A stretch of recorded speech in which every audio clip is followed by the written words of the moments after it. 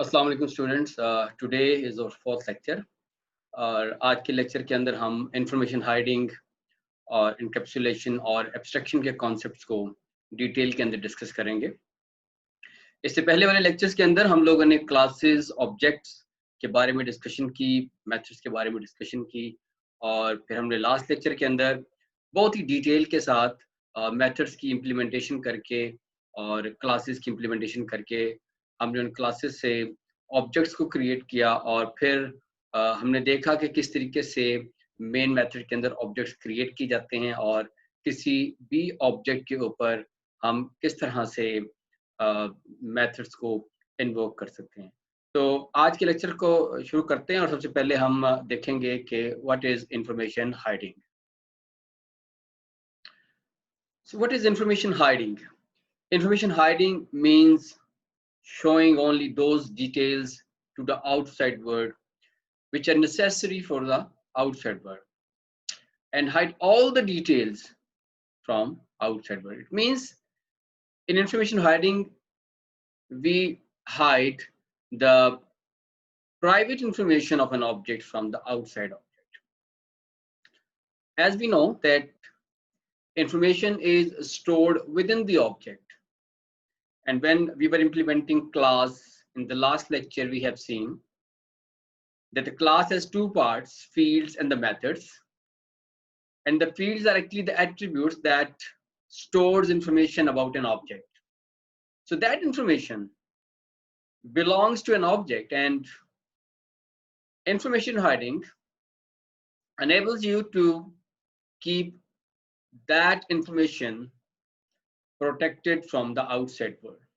So by using this feature, we hide all the information of an object hidden from the outside world that is actually stored within the object. So वो जो information है जो किसी object के अंदर पड़ी होगी उसको हम बाहर से एक्सेस नहीं कर सकते। और अगर आपको याद है तो हमने लास्ट लेक्चर में जब क्लास लिखी थी और उस क्लास से हमने ऑब्जेक्ट बनाया था, तो उन फील्ड्स के अंदर पड़े हुई इंफॉर्मेशन को हम उस वक्त तक एक्सेस नहीं कर पा रहे थे जब तक हमने उस ऑब्जेक्ट के साथ इंटरेक्ट नहीं किया। या दूसरे लफ्जों में वैसे कह लें कि अगर हमारी क्लास के अंदर ऐसे मेथड्स अवेलेबल नहीं हैं कि जिन मेथड्स को हम इन्वोक करके उस पर्टिकुलर फील्ड्स की इंफॉर्मेशन को एक्सट्रैक्ट कर सकें, तो इसका मतलब है कि वो इंफॉर्मेशन हमारे लिए एक्सेसिबल नहीं है। सो इस फीचर को यूज करते हुए हम जब भी इस इंफॉर्मेशन को एक्सट्रैक्ट करना चाहेंगे, we need to interact with the object. और ये जितनी की जितनी इंफॉर्मेशन है, ये सारी इंफॉर्मेशन सिर्फ और सिर्फ ऑब्जेक्ट जो है वो मैनिपुलेट कर सकता है और उसके लिए क्लास के अंदर मेथड्स हैं which are actually define the behavior of an object.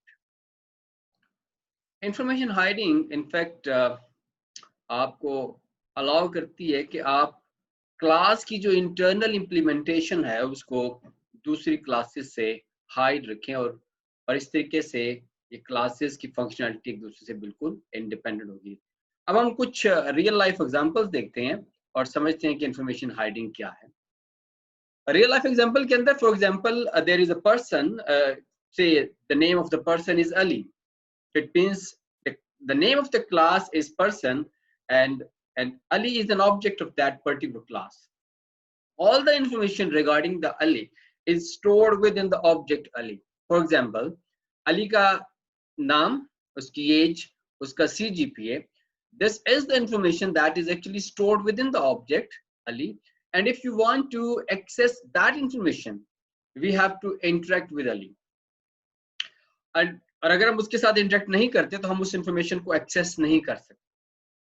मतलब अगर ये बिल्कुल ऐसे ही है कि जब आप कहीं इन ऑर्डिनरी वे अगर आप कहीं जा रहे हो और रास्ते में आप बहुत सारे लोगों के साथ आप इंटरेक्ट करते हैं, तो क्या हम किसी बंदे को देख के उसके नाम के बारे में अंदाजा लगा सकते हैं, या हम ये अंदाजा लगा सकते हैं कि इसकी रेजिडेंस कहाँ पर है, इसका CNIC नंबर क्या है, इसका मोबाइल क्या है। सो एक्चुअली वो इंफॉर्मेशन उसके ही पास है और उस इंफॉर्मेशन को अगर हम एक्सेस करना चाहते हैं तो हमें उस इंडिविजुअल के साथ इंटरेक्ट करना पड़ेगा, उससे पूछना पड़ेगा।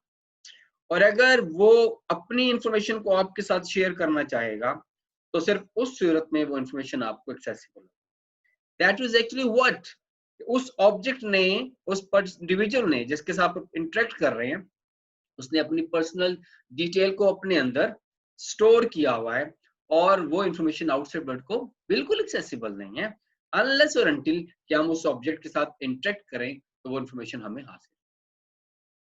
कंप्यूटर के अंदर आ जाए, एप्लीकेशन के अंदर आ जाए, तो we have information stored on email servers और सोशल मीडिया अकाउंट।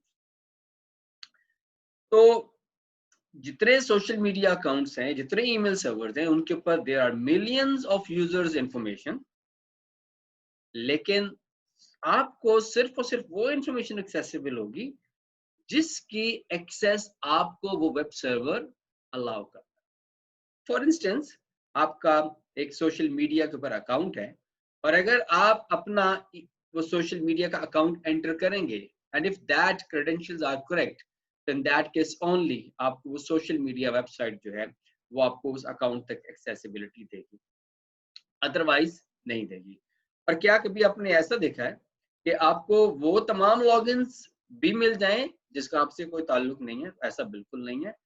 वो इंफॉर्मेशन आपसे हिडन है और आपके लिए सिर्फ वो ही इंफॉर्मेशन एक्सेसिबल है जो आपसे रेलेवेंट, आपसे बिलोंग करती है, और बाकी सारी की सारी इंफॉर्मेशन हिडन है। सो ईमेल सर्वर की इंप्लीमेंटेशन के अंदर जितनी प्राइवेट इंफॉर्मेशन जो किसी ऑब्जेक्ट से थी वो आपसे छुपी हुई थी, सिर्फ आपकी रेलेवेंट इंफॉर्मेशन आपको जो है, यानी आप अपने यूजर नेम और पासवर्ड के साथ उस इंफॉर्मेशन को यूज करके एंटर कर सकते हैं। सिमिलरली एक इंफॉर्मेशन एक सिम कार्ड के अंदर पड़ी हुई है और सिम कार्ड को हम पकड़ के उसके अंदर से इंफॉर्मेशन को निकाल नहीं सकते अनलेस और अनटिल कि उस सिम को किसी मोबाइल फोन में डाला जाए और वो मोबाइल फोन ही सिर्फ उस सिम के अंदर से इंफॉर्मेशन रिट्रीव कर सकता है। और फिर भी उस इंफॉर्मेशन को आप तभी एक्सेस कर सकते हैं अगर ऑनर ऑफ द मोबाइल आपको अलाउ करे कि आप उस इंफॉर्मेशन को देख लें। इसी तरीके से बहुत सारे बैंक्स के जो डिटेल्स हैं, वहां पर जितने यूजर्स की अकाउंट डिटेल्स हैं, आप अगर किसी भी बैंक में जाएं तो आप सिर्फ और सिर्फ अपनी अकाउंट की इंफॉर्मेशन तक आपकी एक्सेस है, यानी बैंक का जो अकाउंट है that only gives you access to your account only, और वो सिर्फ आपको आपके ही अकाउंट से पैसे विड्रॉ करने की इजाजत देता है और आपके अकाउंट से उन अकाउंट में पैसे डिपॉजिट करने की इजाजत देता है जो कि एक्चुअली एग्जिस्ट करते हैं, जिनमें आप अमाउंट ट्रांसफर कर सकते हैं। सो दिस इज व्हाट कि हमारी रियल लाइफ के अंदर भी इंफॉर्मेशन हाइडिंग की एग्जांपल है जिन्हें हम अपने, और इन सारी चीजों को हम अपने कंप्यूटर प्रोग्राम्स के अंदर इंप्लीमेंट करके चेक कर सकते हैं और इनमें से कुछ चीजों को हम करके देखेंगे। Now we see information hiding and object oriented programming perspective. In object oriented programming perspective, information hiding is hiding objects detail, that is state and behavior, from the user. So the term user here actually defines the object that belongs to another class. तो इसका मतलब ये है कि एक class के अंदर उस क्लास का बनने वाला ऑब्जेक्ट अगर किसी दूसरे क्लास के object that is actually created inside that class, अगर उस इंफॉर्मेशन को एक्सेस करने की कोशिश करेगा तो सिर्फ और सिर्फ उस ऑब्जेक्ट को वही इंफॉर्मेशन एक्सेसिबल होगी जिसको के दूसरा ऑब्जेक्ट वहां तक दिखाना चाहता है। यानी अगर एक क्लास से बनने वाला ऑब्जेक्ट किसी दूसरी क्लास के ऑब्जेक्ट के किसी मेथड को इन्वोक करना चाहेगा और उस मेथड की इन्वोकेशन के थ्रू अगर किसी फील्ड के बारे में उसकी इंफॉर्मेशन को जानना चाहेगा, यानी the state of an object, तो सिर्फ और सिर्फ वो उस ऑब्जेक्ट की उस स्टेट के बारे में इंफॉर्मेशन हासिल कर सकता है या सिर्फ और सिर्फ उन मेथड्स को इन्वोक कर सकता है जिन मेथड्स की एक्सेस उसने उस ऑब्जेक्ट को दी है।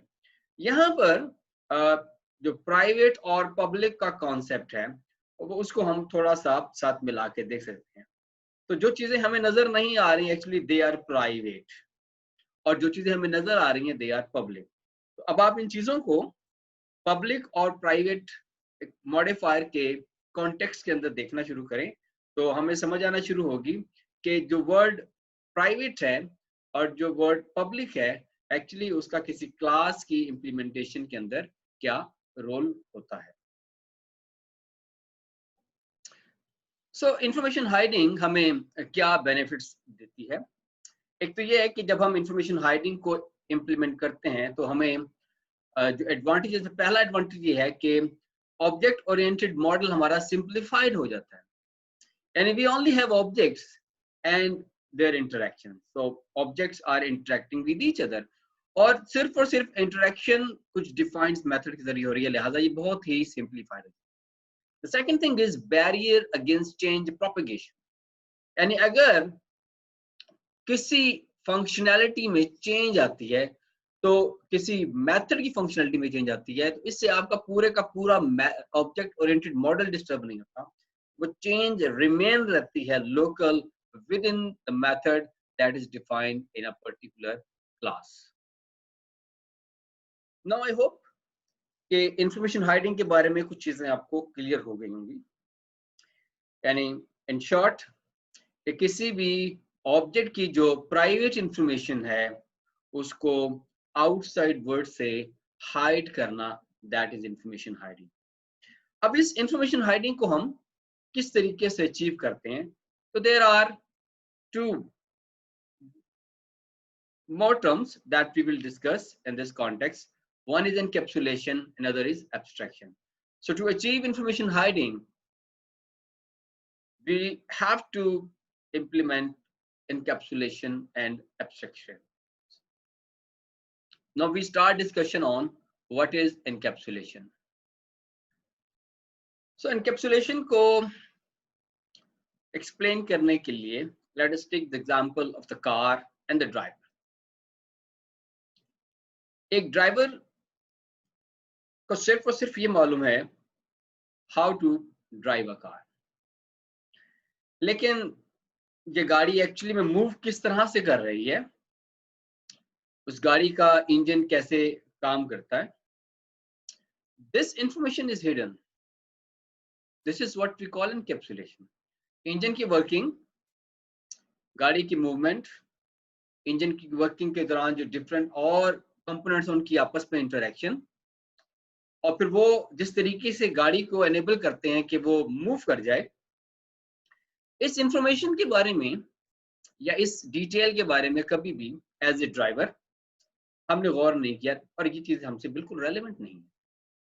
यानी being a driver of a car, we don't need to know, we are not concerned with this particular information कि जब आप गाड़ी के गियर की ट्रांसमिशन करते हैं तो गाड़ी के अंदर कौन सा मैकेनिकल चेंज आता है, जब गाड़ी का इग्नाइट ऑन किया जाता है, इसको इग्नाइट किया जाता है, तो किस तरीके से करंट फ्लो करता है और फिर वो इंजन को इंफॉर्मेशन देता है, और किस तरीके से फ्यूल पंप से फ्यूल इंजन के पास जाता है, हमने कभी इस चीज के बारे में गौर नहीं किया।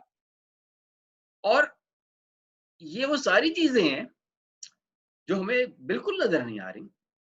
So that is actually encapsulation, यानी ये जो इम्प्लीमेंटेशन है कि गाड़ी के अंदर ये सारे काम किस तरीके से हो रहे हैं, गाड़ी के अंदर इंजन का फ्लो कैसे हो रहा है, गाड़ी के अंदर करंट का फ्लो कैसे हो रहा है, गियर की ट्रांसमिशन में कौन सा मैकेनिकल चेंज आता है, एक्सेलरेटर प्रेस करने में इंजन में किस किस्म की चेंजेस आती है, these are all hidden from you and we are only concern कि हमने कौन से एक्शन परफॉर्म करने हैं कि हमारी गाड़ी जो है वो एक राइट डायरेक्शन के अंदर मूव करना शुरू हो जाए।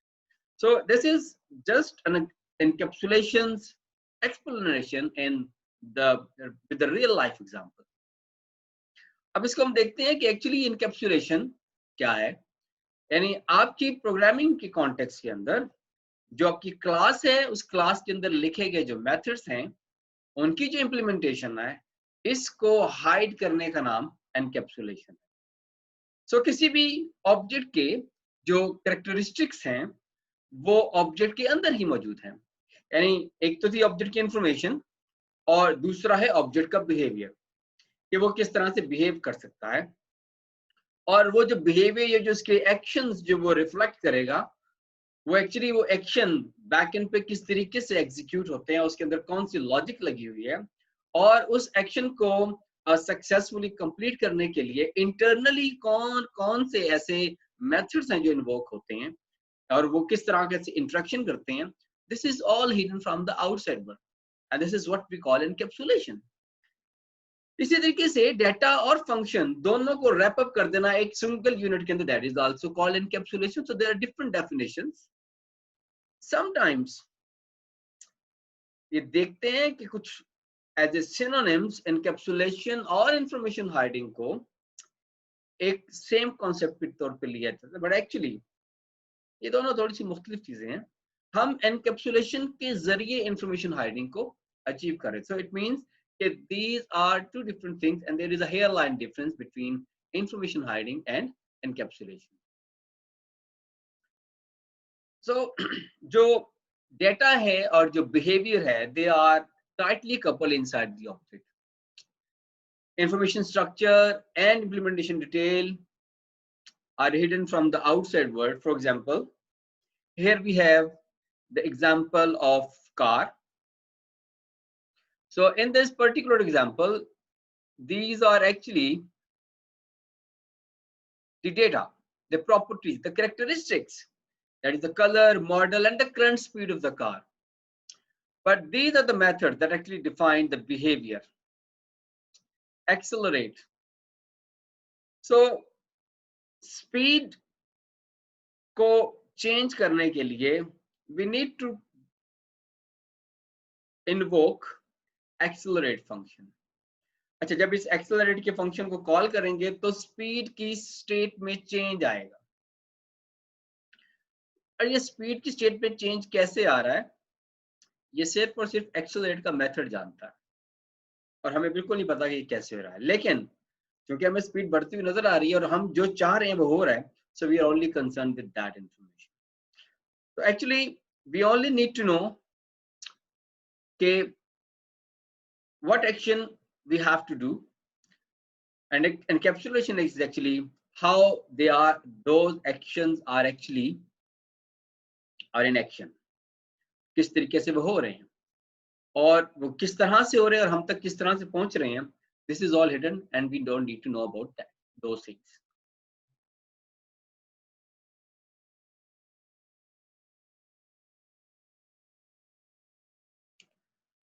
So कुछ और एग्जांपल्स लेते हैं और उनके साथ हम समझने की कोशिश करते हैं. जो पहली एग्जांपल हमने ली थी, फॉर एग्जांपल एक पर्सन की क्लास है और उससे कोई ऑब्जेक्ट बनता है. For example the object name is Ali, तो उसकी जो पर्सनल इंफॉर्मेशन है वो उसके अंदर ही स्टोर है और इसी तरीके से उसका जो इंटरनल बिहेवियर है वो भी इसके अंदर ही स्टोर है. अब it is up to the object अली कि वो कौन सी इंफॉर्मेशन आप तक पहुंचाना चाह रहा है. एज ए ह्यूमन बीइंग, अगर आप चलते हुए किसी इंसान से पूछें कि व्हाट इज योर नेम, तो if he is unknown to you, तो अगर वो चाहेगा तो आपको अपना नाम बता देगा, अदरवाइज नहीं बताएगा. इसका मतलब है कि वो अपने नाम की इंफॉर्मेशन आप तक नहीं पहुंचाना. और अगर इसी चीज को हम देखें कि हमने इसको इम्प्लीमेंट किया है प्रोग्राम के अंदर, तो एक ऑब्जेक्ट है एक क्लास का जो किसी दूसरी क्लास के ऑब्जेक्ट से उसका नाम पूछना चाह रहा है. अगर उस क्लास के अंदर एक ऐसा मेथड डिफाइंड है जो कि उस क्लास से बनने वाले ऑब्जेक्ट का नाम रिटर्न कर सकता है पब्लिकली, तो वो इंफॉर्मेशन आप तक पहुंच जाएगी, अदरवाइज नहीं पहुंचेगी. लेकिन वो इंफॉर्मेशन आप तक कैसे पहुंचेगी? क्या वो सिंपल रिटर्न स्टेटमेंट से पहुंचेगी? क्या वो जो ऑब्जेक्ट है वो किसी और तरीके से इस चीज को एक्सेस करेगा कि उस नेम की फील्ड में क्या पड़ा हुआ है? This is all not visible to you and you are only provided with the results of that methods. लेकिन जो मेन थिंग है वो ये है कि क्या वो इंफॉर्मेशन आप तक पहुंचनी चाहिए या नहीं पहुंचनी चाहिए. सो एनकैप्सुलेशन इस चीज का नाम है कि वो सारी इंप्लीमेंटेशन डिटेल्स आपसे हिडन है. एक और बहुत एग्जाम्पल है एटीएम मशीन की, जिससे हम शायद ज्यादा अच्छे तरीके से जिसको एनकैप्सुलेशन को समझ सकते हैं. एटीएम मशीन जो कि हम डेली यूज करते हैं, ओकेजनली यूज करते हैं, डिपेंड्स कि कब कब हमें इसकी जरूरत पड़ती है. We have an ATM card और हम उस एटीएम कार्ड को उस एटीएम मशीन के अंदर इंसर्ट करते हैं। अच्छा, एक और चीज देखिएगा कि आप एक के पास किसी भी बैंक का कार्ड हो, आप उसको वो किसी भी एटीएम मशीन के अंदर इंसर्ट कर सकते हैं, तो वो किसी उस ब्रांच के एटीएम का होना जरूरी नहीं है। तो जब हम एटीएम कार्ड को मशीन के अंदर इंसर्ट करते हैं और उस एटीएम कार्ड के अंदर जितनी इंफॉर्मेशन है वो आपकी इंफॉर्मेशन है, और वो इंफॉर्मेशन सिर्फ और सिर्फ एक एटीएम मशीन रीड कर सकती है, आप नहीं कर सकते। अब वो एटीएम मशीन उस कार्ड से उस इंफॉर्मेशन को किस तरीके से रीड कर रही है, ये डिटेल आपसे हिडन है। That is implementation, that is again encapsulation. आपका कंसर्न वहां पे सिर्फ इतना है कि आपने एटीएम कार्ड को मशीन में इंसर्ट करना है, एक अपना पिन कोड देना है, पिन कोड अगर वेरीफाई होता है आपने अमाउंट देनी है, अमाउंट लेनी है, कार्ड लेना और चले जाना। लेकिन इस पूरे प्रोसेस के दौरान उस मशीन ने आपकी कार्ड को रीड किया कि एक जो कार्ड मशीन में इंसर्ट हुआ वो एक वैलिड कार्ड है कि नहीं है। आपके पिन कोड को लेकर उस मशीन ने आपके बैंक अकाउंट के साथ वेरीफाई किया कि आपने जो डिटेल दी है वो इस कार्ड की जो डिटेल है उसके साथ मैच करती है कि नहीं करती है। फिर उस मशीन ने उस अकाउंट से ये इंफॉर्मेशन ली कि आपने जितना अमाउंट एंटर किया क्या उतना बैलेंस आपके अकाउंट में है कि नहीं है, और फिर उसके बाद जितनी अमाउंट आपको चाहिए थी उस मशीन ने उस अमाउंट को काउंट किया और आपको वापस किया। और फिर उस दौरान उस मशीन ने अपना बैलेंस भी मेंटेन किया कि जितने अमाउंट मैंने इस कस्टमर को देनी है उसके बाद क्या जो मेरे पास रिमेनिंग बैलेंस है वो उतना ही है जितना होना चाहिए। अमाउंट आपको देने के बाद उस मशीन ने आपको कार्ड वापस करना है। अब आप देखें, हमने सिर्फ सिर्फ कार्ड इंसर्ट किया, पिन कोड दिया, अमाउंट दी, अमाउंट रिसीव की, कार्ड निकाला, लेकिन इन इस कार्ड इंसर्ट करने से कार्ड को वापस लेने के बाद बहुत सारे काम हुए जो कि हमारे सामने विजिबल नहीं थे। यही इम्प्लीमेंटेशन डिटेल है जो कि आपसे हिडन है, दैट इज एक्चुअली इनकैप्सुलेशन, जो कि उस मशीन एटीएम मशीन ऑब्जेक्ट के अंदर इनकैप्सुलेटेड है। और एटीएम मशीन ने आपको ये एक्सेस नहीं दी कि आप वहां जाके ये देखें कि कार्ड कैसे वेरीफाई हो रहा है। मशीन ने आपको सिर्फ और सिर्फ ये एक्सेस दी है कि आप इसमें कार्ड इंसर्ट करके अमाउंट, पिन कोड और अमाउंट एंटर कर सकें और अमाउंट लेके और कार्ड लेके वापस जा सकें। सिमिलरली मोबाइल फोन की एग्जांपल है, कैलकुलेटर की एग्जांपल्स है, इन तमाम चीज़ों को हम यूज़ करते हैं और हम सिर्फ और सिर्फ कंसर्न होते हैं अपने उन स्पेसिफिक रिजल्ट्स के बारे में जो हमें चाहिए। इंटरनल जितनी चीज़ें हैं वो इन डिवाइसेस ने हमसे हाइड की हैं क्योंकि वो हमारे कंसर्निंग नहीं है। So encapsulation is hiding the implementation detail from the outside world and giving सिर्फ और सिर्फ आपको एक्सेस देनी है जिसकी आपको जरूरत है। So encapsulation से हमें जो एडवांटेजेस मिलते हैं हम उसके बारे में डिस्कस कर लेते हैं। एक तो simplicity and clarity.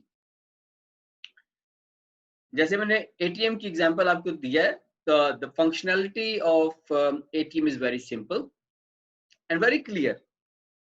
You have to insert a card, enter the pin code, enter the amount, receive the amount and take your card. और इसके पीछे की कॉम्प्लेक्सिटी आपसे छुपी हुई है। So operationally it is very simple and clear. Low complexity in a sense कि if you have to make a change बड़ी आसान होगी और डिफाइन है चीजें। मशीन के अंदर कार्ड को इंसर्ट करने का एक मेथड है, कार्ड को वेरीफाई करने का एक मेथड होगा, बैलेंस को चेक करने का एक मेथड होगा। सो कोई कॉम्प्लेक्सिटी नहीं है, चीजें बड़ी बड़ी सिंपली डिफाइन है, क्लियर अंडरस्टैंडिंग है। जब चीजें आपकी सेपरेट होंगी और तो बहुत इजीली आप चीजों को अंडरस्टैंड कर लेंगे। और जो और इम्पोर्टेंट चीज है that is the structural change remains local. देखें, अगर आपने ऑब्जर्व किया हो तो एटीएम मशीन्स के अंदर हम एटीएम कार्ड इंसर्ट करते थे और पिन कोड देते थे और उसके बाद आप उस अमाउंट विड्रॉ कर लेते थे। अभी एक मशीन में कुछ चेंज आया है, आप अपने थंब इम्प्रेशन के साथ जाके भी विदाउट यूजिंग योर कार्ड आप अमाउंट विड्रॉ कर सकते हैं, या पिन कोड के बगैर थंब अपना एटीएम कार्ड इंसर्ट करें और थंब इंप्रेशन से वेरीफाई कर लें। तो फंक्शनैलिटी एक नहीं ऐड की, लेकिन इसके बावजूद अगर आप थंब इंप्रेशन यूज करते हैं या कार्ड को यूज करते हैं, इसके बावजूद आपकी जो चेंज है वो सिर्फ वहीं तक रही जितना चेंज किया गया। बाकी किसी कैश विड्रॉ करने की जो मेथडोलॉजी थी, अपने अकाउंट स्टेटमेंट के बारे में कोई इन्फॉर्मेशन लेना या अकाउंट स्टेटमेंट निकलवाना या फंड ट्रांसफर करना, उसके अंदर कोई चेंज नहीं आया। तो जो स्ट्रक्चरल चेंज है वो लोकल रहती है। इसी तरीके से अगर कोई और किसी मेथड के अंदर कोई चेंज आएगी तो वो सिर्फ और सिर्फ उस मेथड तक महदूद रहेगी, उसके इम्पैक्ट कहीं बाहर नहीं आएंगे। इम्पैक्ट इन अ सेंस कि आपको किसी दूसरे मेथड के अंदर कोई चेंज नहीं करना पड़ेगा, और कहीं कहीं जरूरत पड़ेगी करने की तो वो इतनी ज्यादा कॉम्प्लेक्स किस्म की चेंज नहीं होती। इसी तरीके से encapsulation allows to add some logic when accessing client's data, very simple। और बिल्कुल अभी जो एग्जांपल डिस्कस की है एक्टिव मशीन की, कि logic to access client data means validation and verification. हम वैलिडेशन और वेरिफिकेशन के प्रोसेसेस को एनकैप्सुलेट कर सकते हैं जब किसी क्लाइंट की इंफॉर्मेशन को एक्सेस करना हो। आपके लॉगिन की इंफॉर्मेशन जब हम लॉगिन करते हैं तो आपका अकाउंट कैसे वेरीफाई होता है, उसकी वेरिफिकेशन को ऐड किया जाता है, उस लॉजिक को ऐड किया जा सकता है। सो एनकैप्सुलेशन हमें बहुत सारे एडवांटेजेस जो है वो प्रोवाइड करती है। अब हम थोड़ी सी बात करते हैं कि एनकैप्सुलेशन के साथ साथ हमें जब हम इस एनकैप्सुलेशन यानी इम्प्लीमेंटेशन को कर रहे होंगे तो एक्चुअली जो क्लास का ऑब्जेक्ट है हम उसके साथ किस तरीके से इंटरेक्ट करेंगे। हर जो ऑब्जेक्ट है उसका एक इंटरफेस है। यहाँ पर जो वर्ड इंटरफेस यूज किया हुआ, that is actually something that allows you to interact with that object. अभी मैं इस चीज को समझाने के लिए पहले आपको कुछ रियल लाइफ एग्जांपल से एक्सप्लेन करने की कोशिश करता हूँ। आपका रूम जो है वो एक ऑब्जेक्ट है क्योंकि उसके करैक्टरिस्टिक्स हैं, फिजिकली एग्जिस्ट करता है, रूम के एक डायमेंशन है। अब आपने इस रूम के अंदर एंटर होना है, इसका मतलब है कि you have to interact with that room. तो आप इस रूम में कैसे एंटर होंगे? To enter in the room you need an interface, और इस केस में आपका जो इंटरफेस है that is actually the door of your room. That door is an interface that allows you to enter in the room, that allows you to interact with the room। So her object का एक interface है, और अगर वो interface ना हो तो हम ऑब्जेक्ट के साथ इंटरेक्ट नहीं कर सकते।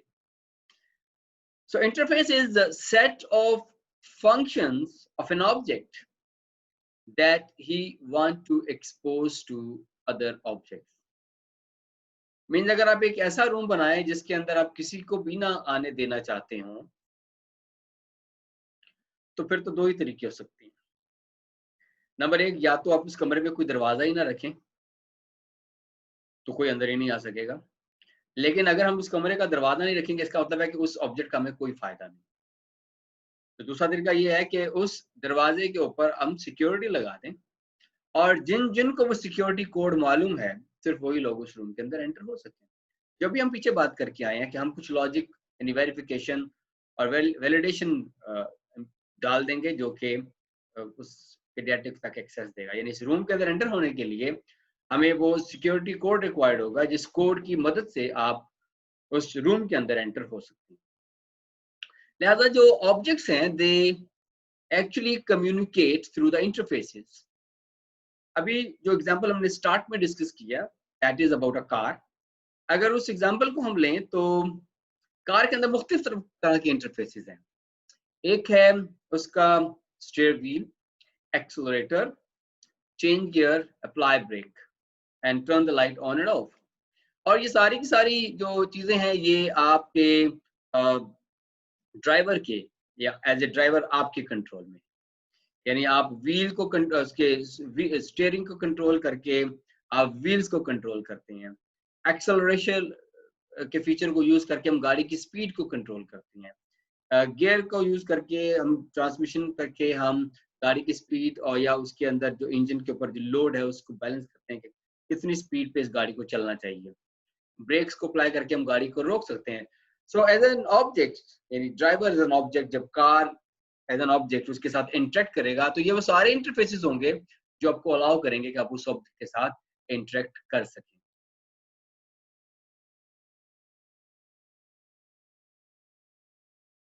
सो ऑब्जेक्ट और फिर उसके अंदर जो उसकी इम्प्लीमेंटेशन है, यानी हमने जो पीछे बातें कर रहे हैं कि जी बिहेवियर है कि उसका एक्सेलरेशन का, ब्रेक का, उसका this is actually the behaviour of the car. कि गाड़ी एक्सेलरेट कर सकती है, ब्रेक लगाने पे रुक सकती है, गियर ट्रांसमिशन पे गियर चेंज हो सकता है, लाइट का बटन ऑन ऑफ करने से लाइट ऑन ऑफ हो सकती है। That is actually the behaviour. So जब हम प्रोग्रामिंग में आते हैं, it all needs implementation. So the actual implementation और कोडिंग जो किसी भी बिहेवियर से किसी भी ऑब्जेक्ट के बिहेवियर को डिफाइन करता है, जब हम उसको किसी ऑब्जेक्ट ओरिएंटेड प्रोग्रामिंग के अंदर लाके कोड करते हैं, that is actually called implementation. और इस इम्प्लीमेंटेशन के दो पार्ट्स हैं। एक है internal data structure to hold an object state that will be hidden from us. अब देखें, डेटा स्ट्रक्चर के अंदर सिंपल वेरिएबल्स भी है कि हमने वैल्यूज को सिंपल वेरिएबल में स्टोर किया है, हमने वैल्यू को किसी एरे के अंदर स्टोर किया है, इंटरनली हमने वैल्यूज को किसी डायनामिकली किसी लिंक लिस्ट के अंदर स्टोर किया। So that is actually the internal data structure. और फिर functionality that is provided in the form of member functions, and it gives you the required behavior that you want to access on. So जितना internal data structure होगा, उस data structure के अंदर data को store करने के लिए और उस data structure के से value को access करने के लिए we need some methods, some functions. मसलन अगर मैं फोन की बात करूं तो फोन का data structure that is actually the SIM card, वो सिम के अंदर डाटा स्टोर है और उस सिम कार्ड से डाटा को रीड करने के लिए जो इम्प्लीमेंटेशन है, that is actually the internal circuitry that allows to interact with the SIM card to read specific information and then display that information in your mobile phone. So जब हम implementation करते हैं तो जो पहले बात हमने किया इंटरफेस की और उसके बाद हमने कहा कि हमने उसको इम्प्लीमेंटेशन करने, ये इन दोनों चीजों को एक दूसरे से सेपरेट रखना। जो यूजर है किसी भी प्रोग्राम का, और जब यूजर कहते हैं तो हम कहते हैं कि एक ऑब्जेक्ट जो कि इंटरेक्ट कर रहा है किसी दूसरे ऑब्जेक्ट के साथ, तो उस ऑब्जेक्ट को सिर्फ और सिर्फ जो चीज विजिबल होगी दैट इज द इंटरफेस, और उसकी जो इम्प्लीमेंटेशन है वो उससे हाइड होगी। एक और बड़ी रियल लाइफ एग्जांपल मैं आपके साथ यहाँ पे शेयर करता हूँ, तो आई थिंक कि आपको ज्यादा अंडरस्टैंडिंग होगी कि हम इंटरनल इम्प्लीमेंटेशन के हिडन होने से क्या मुराद ले रहे हैं। मिसाल के तौर पे अगर आप अपने घर में किसी भी अप्लायंस को यूज करते हैं तो उसके लिए हम एक इलेक्ट्रिसिटी शू को इस्तेमाल करेंगे, इलेक्ट्रिसिटी को इस्तेमाल करेंगे और एक शू के थ्रू हम उस करंट का फ्लो करेंगे अपने उस अप्लायंस तक। तो जब हम स्विच को ऑन या ऑफ करते हैं तो करंट आपको मिलता है, ऑफ करने पे करंट चला जाता है। तो आपको जो चीज दी गई है वो सिर्फ एक स्विच दिया गया जिसको ऑन एंड ऑफ करना है। यानी आप अपने माइक्रोवेव ओवन की एग्जांपल ले लें, अपने एसी की एग्जांपल ले लें, अपने टेलीविजन की एग्जांपल ले लें, या किसी भी इलेक्ट्रॉनिक डिवाइस की एग्जांपल ले लें, we are provided with specific buttons to operate that particular appliance or device. लेकिन उस बटन को चेंज करने से जो बैकएंड पे जो भी काम हो रहा है वो आपसे छुपा हुआ, यानी उसकी इम्प्लीमेंटेशन छुपी हुई है। यानी आपको नहीं पता कि आपके इस स्विच बोर्ड के पीछे जो तारे हैं वो किस तरह से लगी हुई हैं। तो आपको सिर्फ स्विच दिया गया ऑन एंड ऑफ के लिए, तो मे बी उसके पीछे तारे बड़ी सादे तरीके से लगी हों, मे बी बहुत ही बेहुदा तरीके से लगी हों, और एक जब आप कभी उसको खोलें तो आपको समझ ना आए कि पीछे क्या हो रहा है। मे बी कि इतनी क्लियर लगी हों कि आपको समझ आ जाए, लेकिन वो सारी चीजें हमसे छुपी हुई हैं। That is actually implementation. लेकिन जो चीज हमें दिखाई गई है दैट इज इंटरफेस, और हम सिर्फ और सिर्फ ऑब्जेक्ट के साथ इंटरफेस की मदद से इंटरेक्ट करेंगे। यानी एसी का बटन ऑन करेंगे, एसी के रिमोट से उसका टेम्परेचर चेंज करेंगे, टीवी के रिमोट से उसके चैनल्स को चेंज करेंगे। तो हम उसके साथ इंटरेक्ट कर रहे हैं विद दोज बटन्स, और buttons are actually the interfaces. और इसके इंटरनली क्या है कि रिमोट का बटन प्रेस करके सिग्नल कैसे गया, सिग्नल के बाद सिस्टम टेलीविजन के अंदर या एसी के अंदर जो चेंजेस हैं वो इम्प्लीमेंटेशन हमसे बिल्कुल छुपी हुई हैं। और रियल लाइफ एग्जांपल मैं आपके साथ पहले ही डिस्कस कर चुका हूँ कि एक गाड़ी का एक इंटरफेस है जिसमें उसका स्टीयरिंग है, उसका एक्सेलरेटर है, उसका ब्रेक का सिस्टम है, गियर का सिस्टम है।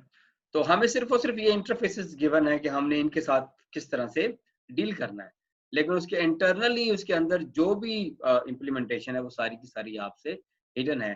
That is encapsulation. So now I hope कि आपको एनकैप्सुलेशन की समझ आ गई होगी। यानी मैंने स्टार्ट की थी इंफॉर्मेशन हाइडिंग से कि प्राइवेट इंफॉर्मेशन को हाइड करना फ्रॉम द आउटसाइड वर्ल्ड, और उस इंफॉर्मेशन को या उस इंफॉर्मेशन को जो हाइड किया, यानी इंफॉर्मेशन हाइडिंग को, उसको हम अचीव करते हैं दो फिनोमेना से। One is encapsulation, another is abstraction. Encapsulation मैंने आपको बताया है कि encapsulation is actually hiding the implementation details from the outside world. तो और information hiding is hiding the private information from the outside world. अब उस प्राइवेट इंफॉर्मेशन को हम अगर एक्सेस करना चाह रहे हैं, वी नीड सम मेथड्स। वो मेथड्स, वो प्राइवेट इंफॉर्मेशन आप तक कैसे पहुंचाएंगे, ये आपसे छुपा हुआ है। That is encapsulation. Now we talk about what is abstraction. What is abstraction? Abstraction is ignoring irrelevant features, properties, or function and emphasizing on the relevant one. So what is relevant and what is irrelevant? Relevant to what का मतलब है कि जिस project के ऊपर आप काम कर रहे हैं, we need to focus only the information which is relevant to that project only, keeping in mind के फ्यूचर में ये इंफॉर्मेशन कहाँ यूज हो, and forget about all other details. So abstraction जो है, it is actually managing the complexities. और हम इस चीज को भी देखते हैं कि किस तरीके से आप complexities को मैनेज कर सकते हैं। हमने जो पिछली एग्जांपल्स ली हैं, और अब अपने थोड़ा सा फोकस करना है, हम देखेंगे कि एनकैप्सुलेशन और एब्स्ट्रैक्शन और इंफॉर्मेशन हाइडिंग, ये सारी चीजें हमें एक जैसी लग रही होंगी, लेकिन इनके अंदर कुछ डिफरेंसेस हैं जो जब हम इसको बारीकी से देखते हैं तो हमें समझ आना शुरू होता है। देखें, एटीएम मशीन की एग्जांपल हमने ली, और एटीएम मशीन ने हमें सिर्फ और सिर्फ कार्ड इंसर्ट करने की फैसिलिटी प्रोवाइड की हुई है, या अपना थंब इंप्रेशन लगाने की फैसिलिटी प्रोवाइड की हुई है। तो जब आपने एक मशीन डिजाइन की थी एक यूजर के पर्सपेक्टिव में, तो आपने ये देखा था कि हमने उसको किस किस्म के फीचर्स प्रोवाइड करने हैं, हमने सिर्फ उस पर फोकस करना है। और लेकिन जब हम जाएंगे फिर बाकी इम्प्लीमेंटेशन पे, फिर हम उनको उस कॉन्टेक्स्ट के अंदर देखेंगे। सो एब्स्ट्रैक्शन जो है वो अलाउ करती है कि आप सिर्फ और सिर्फ फोकस करें रेलेवेंट फीचर्स के ऊपर, और इररेलेवेंट चीजों को हम इग्नोर करें। मसलन अगर हम अपनी डेली लाइफ की एग्जांपल लें, तो हम जब किसी ऑब्जेक्ट को देखते हैं तो हम सिर्फ और सिर्फ उन चीजों से कंसर्न होते हैं जो हमारे रेलेवेंट हैं, और जो हमारे रेलेवेंट चीजें नहीं है हम उसके ऊपर बिल्कुल फोकस नहीं करते। तो abstraction allows you to represent the complex realities in terms of simplified models. यानी ये किसी भी ऑब्जेक्ट की, किसी भी एंटिटी की उन प्रॉपर्टीज को हाईलाइट करेगी जिनके ऊपर हम या जिनमें हम इंटरेस्टेड हैं, और बाकियों को हाइड कर लेंगे। अब देखें, हाइडिंग का वर्ड यहाँ पर आ रहा है, पीछे इम्प्लीमेंटेशन को हाइड किया था। अब इम्प्लीमेंटेशन का मतलब है कि हमसे इम्प्लीमेंटेशन डिटेल हाइड कर दी, और हाइड करके हमें जो चीज दिखाई जा रही है दैट इज एक्चुअली एब्स्ट्रैक्शन। बहुत सारी चीजें ऐसी हैं जो आपके सामने नहीं है। मसलन हम एटीएम मशीन से अमाउंट विड्रॉ करते हैं, और वो अमाउंट सिर्फ और सिर्फ उस सूरत में विड्रॉ हो सकती है जब आपके बैंक अकाउंट के अंदर अमाउंट पड़ी होगी और आपका अकाउंट वेरीफाई हो जाएगा। तो दैट इज एक्चुअली इम्प्लीमेंटेशन है उन दो बिहेवियर्स की, जो कि आपका अकाउंट वेरीफाई करता है और आपको अमाउंट आप तक पहुंचा देता है मशीन से। लेकिन उस अकाउंट को वेरीफाई करने के लिए मशीन कैसे इंफॉर्मेशन दे रही है ये आपसे हिडन है। आपको जो चीज दिखाई गई है वो क्या है? You are only provided with an interface of ATM machine, जिसके ऊपर एक कीपैड है और एक मॉनिटर है जिसके ऊपर हमें विजिबिलिटी हो रही है, या हम उसकी स्क्रीन को टच कर सकते हैं और कुछ इंफॉर्मेशन दे सकते हैं, और एक वो इंटरफेस है जिसके थ्रू हम कार्ड को इंसर्ट करते हैं। तो सिर्फ और सिर्फ रेलेवेंट चीजें आप तक, आपको जो चीजें दिखाई गई हैं, आपको जिन चीजों की एक्सेस दी गई है, सिर्फ उन चीजों की that is relevant to you. It is what we call abstraction. अब इसको एक रियल लाइफ एग्जांपल से हम समझने की कोशिश करते हैं। Suppose person Ali is an objective class person, और अली के इस वक्त दो रोल हैं। Ali is a PhD student and as well as he is teaching BSc students. अब जरा देखिएगा कि जब अली जो है वो एज ए PhD स्टूडेंट अपनी क्लास में होगा, तो वहां पर सिर्फ और सिर्फ जो फोकस होगा वो ये होगा कि Ali is a PhD student, और उस वक्त उसके साथ जो इंटरेक्शन होगी वो एज ए स्टूडेंट होगी, और all the other things which are related to the object Ali means he is a teacher. वो क्या टीच करता है, कौन से सब्जेक्ट टीच करता है, कहाँ पे टीच करता है, किस तरह से टीच करता है, exam, this is all irrelevant information at that particular. लिहाजा इस ऑब्जेक्ट के दो पर्सपेक्टिव हैं, as a student, as a teacher. तो जब हम उसको एज ए स्टूडेंट देखेंगे तो हमारे लिए उसकी as a teacher information irrelevant होगी, और जब हम उसको एज ए टीचर देखेंगे तो उस वक्त एज ए स्टूडेंट उसकी जो इंफॉर्मेशन है वो वहां पे इररिलेवेंट। तो जब वो किसी क्लास के अंदर एज ए टीचर टीच कर रहा होगा तो उस वक्त जो रेलेवेंट चीजें जो होंगी वो होंगी कि how good he is teaching and how he is conducting an exam. At that time his salary is mattered. As a teacher उसकी सैलरी उसके लिए मैटर करती है, उसका डेजिग्नेशन मैटर करता है, लेकिन उसका रोल नंबर क्या है that is irrelevant in that context. तो एब्स्ट्रैक्शन जो है वो ये आपको कहती है कि आप सिर्फ और सिर्फ उस इंफॉर्मेशन के ऊपर फोकस करेंगे जो रेलेवेंट है, यानी एज ए स्टूडेंट जो उससे पढ़ रहे हैं उनका इस चीज से कोई कंसर्न नहीं है, उनको सिर्फ एज ए टीचर है और वो एज ए स्टूडेंट उसके साथ इंटरेक्ट करेंगे, और वो एज ए टीचर इंटरेक्ट करेगा रिगार्डलेस कि उसकी सैलरी क्या है, रिगार्डलेस कि उसकी एज क्या है। लेकिन जब वो अपनी क्लास में एज ए स्टूडेंट बैठा होगा तो फिर उसका रोल एक स्टूडेंट का होगा, and the teacher of Ali will interact with Ali as a student, not as a teacher. तो पिछली में मैंने बात की है वो आपको नजर आ रहे थे जो करेक्टरिस्टिक्स थे, यहाँ पे जो आपसे बात कर रहा हूँ वो एक्चुअली उसके बिहेवियर्स हैं। तो contextually actually the abstraction is the perspective के जिस पर्सपेक्टिव से हम उसको देखते हैं। एक और एग्जांपल लेते हैं कि अगर हम एब्स्ट्रैक्शन को और जरा समझना चाहें तो एक गाड़ी की एग्जांपल लें और उस गाड़ी के लिए इंजीनियर का पर्सपेक्टिव कुछ और है और ड्राइवर का पर्सपेक्टिव कुछ और है। यानी ड्राइवर के पर्सपेक्टिव में जो चीजें रेलेवेंट है to the driver, that is only how to drive a car. उसको इग्नाइट कैसे करना है, उसके गियर ट्रांसमिशन कैसे करनी है, उसके अंदर कितना फ्यूल उसको पता होना चाहिए कि उसके पास होना चाहिए एक खास डिस्टेंस तक जाने के लिए। लेकिन जब इंजीनियर के पर्सपेक्टिव में आते हैं तो फिर उस गाड़ी की इंटरनल स्ट्रक्चर आ जाती है कि उस गाड़ी का अपने ड्राइवर के लिए कंफर्ट लेवल क्या होगा, उस गाड़ी का इंजन जो है वो कितनी अच्छी फ्यूल कंजम्पशन करेगा, उसका डिजाइन कैसा होना चाहिए, इस गाड़ी के स्ट्रक्चर के साथ किस किस्म के टायर का स्ट्रक्चर होना चाहिए। That is actually the engineers perspective.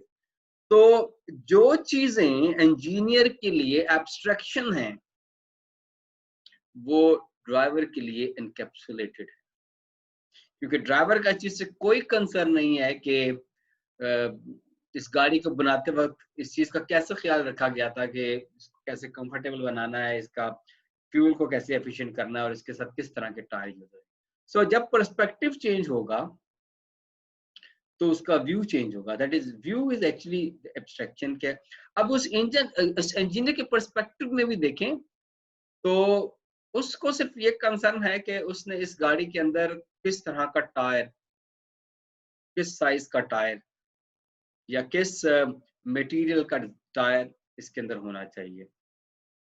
लेकिन ये टायर बना कैसे और इसका मटेरियल कहाँ से आया, इंजीनियर के पर्सपेक्टिव में ये सारी की सारी इंफॉर्मेशन एनकैप्सुलेटेड है कि टायर की मैन्युफैक्चरिंग किस तरह से होगी। लेकिन अगर आप उस टायर के मैन्युफैक्चरर के पास जाएंगे तो then that is abstraction to that particular individual. हमें एब्स्ट्रैक्शन से क्या एडवांटेजेस मिलते हैं? जो चीजें हमने एनकैप्सुलेशन में देखी कि हमें सिंप्लीफाइड व्यू मिलता है, इसी तरीके से एब्स्ट्रैक्शन से हमें हमारा मॉडल जो है वो सिंप्लीफाइड हो जाता है, इररिलेवेंट डिटेल हमसे हाइड हो जाती है। एब्स्ट्रैक्शन जो है वो एक और बहुत इंपॉर्टेंट फीचर देती है कि it provides the freedom to defer the implementation decisions by avoiding commitment to the details. यानी हमने अभी कुछ चीज जो है जिसकी अभी हमने इम्प्लीमेंटेशन अगर नहीं भी दी तो हम उसको इंटरफेस दे सकते हैं, इम्प्लीमेंटेशन बाद में भी दी जा सकती है। सो अगर हम तीनों चीजों की बात करें,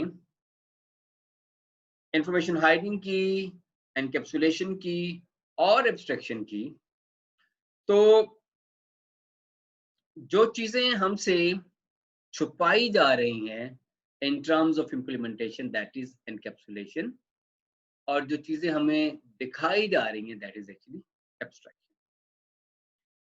इसी कॉन्टेक्स्ट के अंदर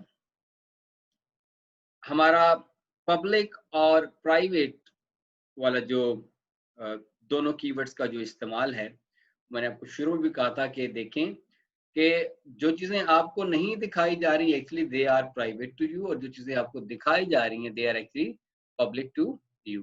तो हम अभी इसको कंक्लूजन की तरफ लेके जा रहे हैं और एक दफा रीकैप करेंगे, फिर देखेंगे, फिर देखते हैं कि हमें इसकी इम्प्लीमेंटेशन कैसे करनी है। इन तीनों कॉन्सेप्ट्स की और जो हमने इससे पहले लेक्चर्स में चीजें पढ़ी हैं उनको फिर एक दफा हम सम अप करेंगे अगले लेक्चर के अंदर, और अगले लेक्चर में हम इसको थोड़ा सा किसी भी रियल लाइफ एग्जांपल के साथ प्रैक्टिकली करके देखेंगे। लेट्स रिकैप कि आज के लेक्चर में हमने क्या चीजें सीखी हैं। नंबर 1, इंफॉर्मेशन हाइडिंग, के प्राइवेट इंफॉर्मेशन को आउटसाइड वर्ड से हाइड करना, that is called information hiding. अच्छा, ये एक बारी फिर मैं आपको शुरू के लेक्चर का एग्जांपल देता हूँ जहां पर एक कस्टमर किसी शॉप पे विजिट करता है, तो उस कस्टमर की जो बजटरी इंफॉर्मेशन थी दैट इज नॉट हिडन, वो उसने डिस्क्लोज नहीं की। और ना ही दुकानदार ने उससे ने इस पे फोकस किया कि इसका बजट इतना हैवी कि वो ले सके, बट दे वर इंटरेक्टिंग। सो वो इंफॉर्मेशन उस सेल्समैन से थी। फिर हमने कहा कि इस इंफॉर्मेशन हाइडिंग को अचीव करने के लिए हम एनकैप्सुलेशन और एब्स्ट्रैक्शन, हमारे पास दो चीजें हैं। अच्छा, वो जो प्राइवेट इंफॉर्मेशन हाइड की है, एक्चुअली हम जब अपनी क्लास के अंदर कीवर्ड प्राइवेट लिखते हैं तो वो इंफॉर्मेशन ऑटोमेटिकली हाइड हो जाती है, वो एक्सेसिबल नहीं रहती। उसको एक्सेस करने के लिए फिर हम आते हैं इम्प्लीमेंटेशन की तरफ। अच्छा, आप इस इम्प्लीमेंटेशन के अंदर, यानी कि एनकैप्सुलेशन जो है वो कहती है कि जी आपकी जो डिटेल है, जो इम्प्लीमेंटेशन डिटेल है, वो बाहर की दुनिया से आपने छुपा दी। तो इस इम्प्लीमेंटेशन डिटेल का आउटसाइड वर्ल्ड से हाइड होना, दैट इज एनकैप्सुलेशन। अच्छा, अब एनकैप्सुलेशन जो है वो, उसमें भी कुछ ऐसे मेथड्स इंप्लीमेंट होंगे जो कि आपको एक्सेस देंगे, और कुछ ऐसे मेथड होंगे जो आपको एक्सेस नहीं देंगे। एंड एक्चुअली जितने आपके पब्लिक मेथड्स हैं, they act as an interface to interact with the object, और उन इंटरफेसेस के मदद से हम जब ऑब्जेक्ट से इंटरेक्ट करते हैं, एक्चुअली हम ये कहते हैं कि हमें उन पब्लिक मेथड्स की मदद से सिर्फ और सिर्फ वो रेलेवेंट फीचर एक्सपोज कर दिए गए जिनकी हमें जरूरत थी, दैट इज एक्चुअली एब्स्ट्रैक्शन। तो हम कहते हैं कि एब्स्ट्रैक्शन के अंदर हम सिर्फ और सिर्फ फोकस करते हैं रेलेवेंट इंफॉर्मेशन के ऊपर, और फिर we are not bothering about the irrelevant. अब इररेलेवेंट डिटेल का मतलब ये है कि आप, जो मैंने आपको एग्जांपल्स दी हैं, उन एग्जांपल में से फिर हम बात कर लेते हैं कि जब आप अपने आपको सिर्फ और सिर्फ एक्सेस दी गई है एटीएम कार्ड इंसर्ट करने की, और फिर तो ये एक एब्स्ट्रैक्शन है कि आपको एब्स्ट्रैक्ट लेवल पे डिटेल है, और आपके लिए ये बिल्कुल इररेलेवेंट है कि वो मशीन आप तक अमाउंट को कैसे पहुंचाएगी, दैट इज एक्चुअली एनकैप्सुलेशन। सो मैं अक्सर ये कहता हूँ कि अगर हम एक लाइन ड्रा कर लें, तो जब हम लाइन के इस तरफ आते हैं तो हम कहते हैं कि एनकैप्सुलेशन, और जब उसी लाइन के इस तरफ आ जाते हैं तो हम कहते हैं कि दैट इज एब्स्ट्रैक्शन। और जो मैंने आपको एग्जांपल दी है कि पर्सपेक्टिव की, तो आपका जब पर्सपेक्टिव चेंज होता है तो फिर वो एनकैप्सुलेशन है, और दूसरे पर्सपेक्टिव में वो एब्स्ट्रैक्शन है। यानी पर्सपेक्टिव का मतलब है कि जब आपका पर्सपेक्टिव चेंज होगा तो जो चीजें आपके लिए रेलेवेंट हैं वो दूसरे पर्सपेक्टिव में टोटली इररेलेवेंट है आपके लिए। सो हम लोगों ने सिर्फ और सिर्फ रेलेवेंट चीजों पे फोकस करना है, दैट इज एब्स्ट्रैक्शन, और दूसरे जो इररेलेवेंट है वो इररेलेवेंट आपके लिए है, लेकिन किसी और के लिए वो रेलेवेंट होंगे। सो आज के दिन में हमने तीन बड़े इंपॉर्टेंट कॉन्सेप्ट्स जो हैं उनको डिस्कस किया है, और मैंने कोशिश किया कि मैं आपको उनको जितना बेहतर हो सकता है उसको मैं आप तक कन्वे कर दूं। नेक्स्ट लेक्चर के अंदर हम अपनी इस कॉन्सेप्ट्स को हम प्रैक्टिकली इंप्लीमेंट करके देखेंगे, और आई विल ट्राई कि मैं आपके सामने कुछ कोड लेके आ सकूं, और उस कोड के साथ मैं आपको समझा सकूं, और उसी कोड में मैं आपको समझा सकूं कि क्या चीज़ है जिसे हम कहते हैं कि ये एनकैप्सुलेशन है, किसे हम एब्स्ट्रैक्शन का नाम देते हैं, या फिर हम देखते हैं एक और इम्पोर्टेंट चीज़ हम कहते हैं मॉड्यूलराइजेशन। इस फीचर को हम नेक्स्ट लेक्चर के अंदर डिस्कस करेंगे। सो आई होप कि आप इस लेक्चर को गौर से आपने सुना होगा और इसके कॉन्सेप्ट को समझने की कोशिश की होगी। डू कंसल्ट द बुक्स, और देखें चीज़ों को रिलेट करने की, अपनी रियल लाइफ के साथ रिलेट करने की कोशिश करें, और इन कॉन्सेप्ट्स को जितना अच्छा आप रियल लाइफ के साथ मैप कर सकेंगे तो आपके कॉन्सेप्ट उतने ज़्यादा क्लियर होते चले जाएंगे। So in the next lecture we'll come with the practical of these concepts. Till then, Allah.